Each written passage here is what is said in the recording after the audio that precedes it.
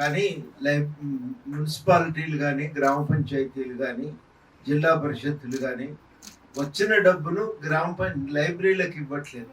అక్కడే ఆపుకుంటున్నాయి. అక్కడే ఆపుకొని వాళ్ళ అవసరాల కోసం ఖర్చు పెట్టుకుంటున్నారు. వాటికి నిధులు అవసరం లేదు అని ఎవరం అనలేం. స్థానిక సంస్థలకు కూడా నిధులు అవసరమే. కానీ లైబ్రరీల నిధులను లైబ్రరీకి కేటాయించాలి. దానికి ఇంకా అదనపు నిధులు కావాల్సి వస్తే మున్సిపాలిటీలకు అది గవర్నమెంట్ ఇంకో రూపంలో దాన్ని వసూలు చేసుకోవటానికో వాటికి కేటాయించడానికో ప్రయత్నం చేయాలి. కానీ లైబ్రరీ నిధులు అన్నట్టు మళ్లించటం అది పరిష్కారం కాదనేది మనం అర్థం చేసుకోవాలి. ఖచ్చితంగా ఆ నిధులను కేటాయిస్తే ఈ లైబ్రరీలను పునరుద్ధరించడానికి అవకాశం కలుగుతుంది. అది వాళ్ళు మనం మాట్లాడుకుంటున్న మాట. దానిపైన కోర్టులో కూడా కేసు వేసిండ్రు.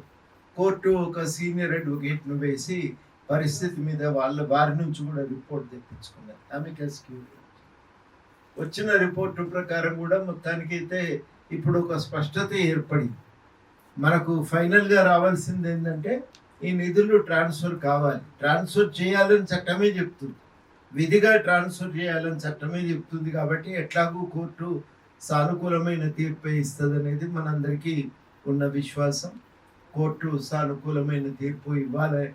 వస్తే ఇంకా మనకు కొత్త గవర్నమెంట్ దగ్గర గట్టిగా వాదించే అవకాశం ఉంటుంది. కానీ చాలా కీలకమైన ఒక ప్రశ్న మిగిలింది ఏంటంటే ఎందుకు ఈ లైబ్రరీలను మనం బలోపేతం చేయాలని అడగాలి అనేది ఒక ప్రశ్న. వాస్తవానికి ఏదో ఒక అవసరానికి ప్రజలైతే వాడుకుంటున్నారు. కాంపిటేటివ్ ఎగ్జామే కావచ్చు కాక దానికోసం లైబ్రరీకే పోతున్నారు. ఒకటి చదువుకోవటానికి సౌకర్యం, రెండు అక్కడ కూర్చుంటే అక్కడ అందుబాటులో సమాచారం ఉంటుంది. అయితే ఒక్క వాళ్ళు మాత్రమే కాదు కదా, ఇంకా రకరకాల ఇతర వ్యక్తులు కూడా లైబ్రరీలకు వెళ్తుంటారు. కాలేజీకి కావలసిన ప్రిపరేషన్ కోసం వెళ్ళే పిల్లలు కూడా చాలామంది ఉంటారు. అందుబాటులో అక్కడ సమాచారం దొరుకుతుందని వెళ్ళే వాళ్ళు కూడా ఉంటారు.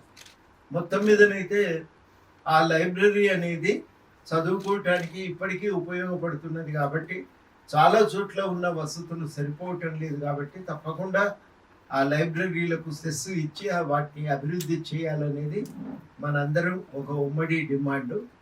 అదొక్కటే కాదు, ఇప్పుడు యువతకు ఒక చోట ఒక కేంద్రంగా తెలంగాణ ప్రజా గ్రంథాలయాల అభివృద్ధి సంఘ తరపున రౌండ్ టేబుల్ సమావేశం నిర్వహించడం జరిగింది. ముఖ్యంగా తెలంగాణ ప్రజా గ్రంథాలయాలు ప్రస్తుత స్థితి, సవాళ్ళు మరియు భవిష్యత్తు దిశానిర్దేశం అంశంపై మనం ఈరోజు ప్రెస్ క్లబ్ బషీర్బాగ్లో హైదరాబాద్లో నిర్వహించడం జరిగింది. దీనికి ప్రముఖులను మరియు గ్రంథాలయ శాస్త్ర నిపుణులను మరియు పెద్దలను ఆహ్వానించడం జరిగింది.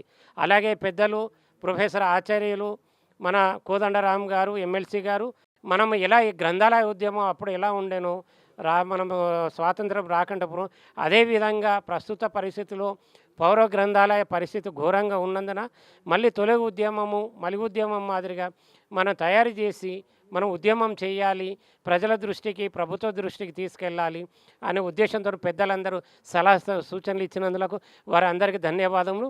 అలాగే మన కోదండరామ్ గారు తెలిపిన విధంగా మరి దీని మీద ఒక బ్రీఫ్ నోట్ తయారు చేసి ప్రజా గ్రంథాలయాల అభివృద్ధి గురించి మెయిన్గా మున్సిపల్ గ్రామ పంచాయతీలో రావాల్సిన సెస్ కొన్ని వందల కోట్లు డ్యూ ఉన్నందున మరి ఈ సెస్ ప్రజా గ్రంథాలయాలకు ఇవ్వడం వలన మంచి అభివృద్ధి చెందుతుంది. గ్రంథాలయాలు రేపు దేశ ప్రజలకు ఉపయోగంగా ఉంటుంది. విద్యార్థులకు, పిల్లలకు, నిరుద్యోగులకు, ప్రజలకు ఈ గ్రంథాలయాల ద్వారానే అభివృద్ధి జరుగుతుంది.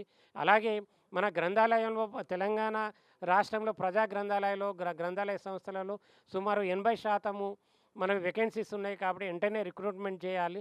ఎందుకంటే బిఎల్ఎస్సి, ఎంఎల్ఎస్సి చదువుకున్న విద్యార్థులు కొందరు వేల మంది సంఖ్యలో ఉన్నారు. వారు ఉద్యోగాలు వస్తాయని, నోటిఫికేషన్లు వస్తాయని ఎదురు చూడడం జరుగుతుంది. అదొకటి చేయాలి. మళ్ళీ అలాగే ఈ సెస్ ఇది మళ్ళీ నూతన భవనాలు నిర్మించాలి. అదేవిధంగా మనకు రావాల్సిన సెస్సులను గురించి కూడా మనము పాటు పాడాలని ఈరోజు ఓన్లీ మనం పెద్దల సలహాలు తీసుకొని రౌండ్ టేబుల్ సమావేశం నిర్వహించుకొని దీన్ని మనము వేరే ఇప్పుడు ప్రభుత్వానికి ఇవ్వటానికి మనం ఒక ఫ్యూచర్ ప్రణాళిక కూడా మేము సిద్ధం చేసుకొని త్వరలో కోదండరామ్ సార్ వద్దకు వెళ్ళేసి వారు ప్రభుత్వ దృష్టికి తీసుకెళ్తారు. వారు హామీ ఇచ్చినందుకు వారికి ధన్యవాదములు. మిగతా వారు కూడా పాల్గొన్నారు. ఇక ముందు కూడా మేము పెద్ద ఎత్తున ప్రభుత్వ దృష్టి నుండి ఏమొస్తుందో చూసి పెద్ద ఎత్తున మేము సమావేశము ప్రజలతో మరి గ్రంథాలయ అభిమానులతో ఏర్పాటు చేయాలని ఈరోజు తీర్మానించడం జరిగింది.